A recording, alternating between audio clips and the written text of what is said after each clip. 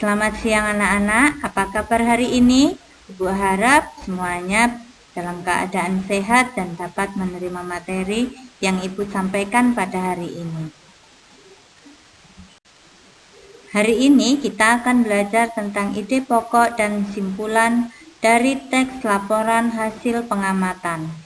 Tentu kalian masih ingat apa itu ide pokok dan bagaimana cara untuk menemukan ide pokok. Untuk menemukan informasi penting dalam sebuah laporan, kita harus membaca laporan secara utuh atau secara keseluruhan dengan cara seksama. Dalam sebuah laporan terdapat ide pokok dan simpulan.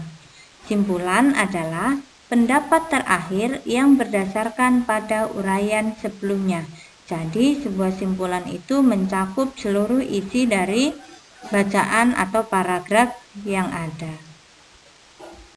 Anak-anak, mari kita perhatikan bersama cara membuat simpulan dalam sebuah paragraf. Ada beberapa cara yang dapat kita tempuh untuk membuat sebuah simpulan. Yang pertama, langsung mengambil kalimat simpulan dalam paragraf. Kalimat simpulan biasanya ditandai dengan kata "jadi", dengan demikian, oleh sebab itu, oleh karena itu, maka dari itu, dan lain-lain. Sebagai contoh, mari kita perhatikan bersama. Salah satu jenis coklat adalah compound coklat. Coklat ini memiliki rasa manis dan harganya juga cukup murah. Selain itu, proses pembuatannya juga termasuk mudah.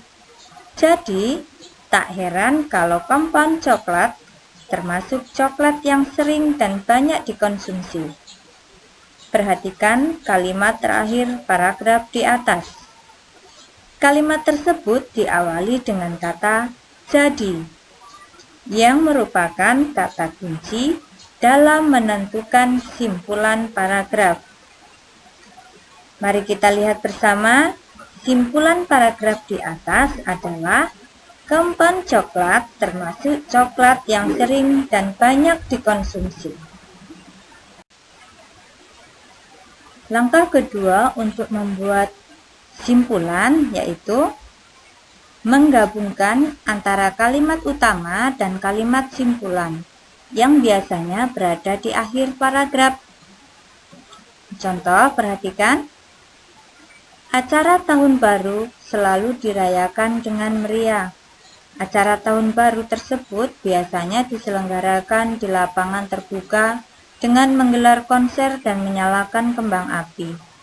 Banyak orang-orang datang ke lapangan untuk merayakan tahun baru bersama.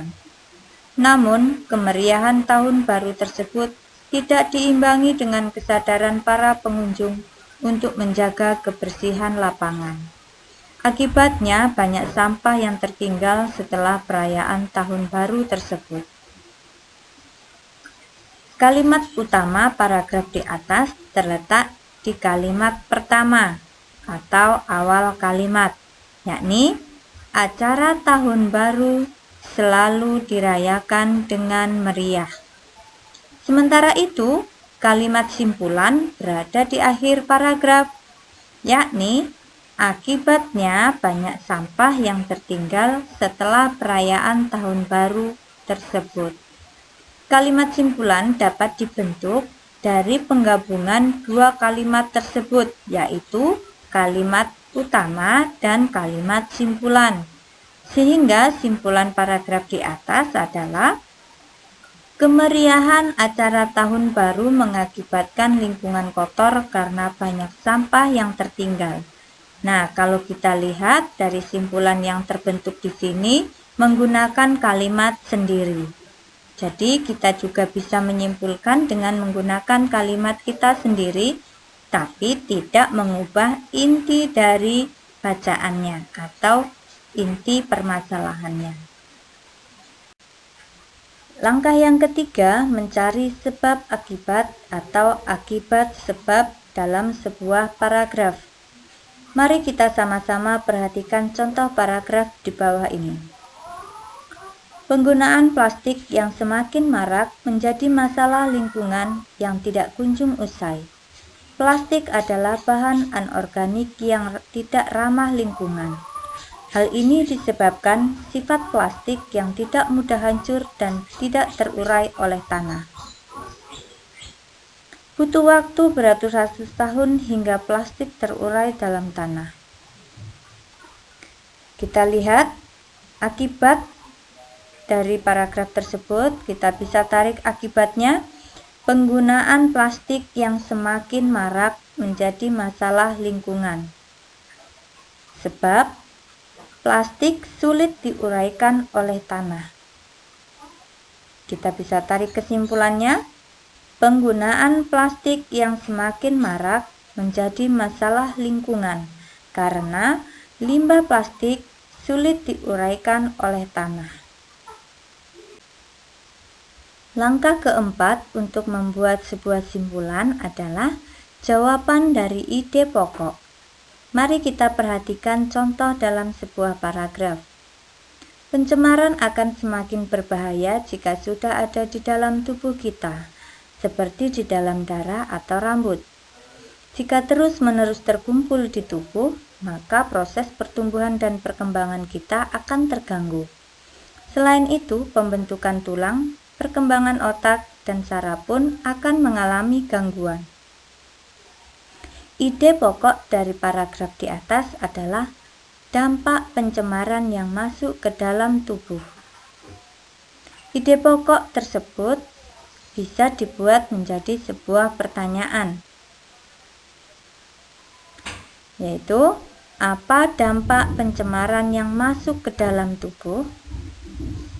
Jadi, kita dapat memperoleh kalimat simpulan dengan menjawab soal di atas, yaitu dampak pencemaran yang masuk ke dalam tubuh adalah terganggunya pertumbuhan, perkembangan, pembentukan tulang, perkembangan otak dan saraf.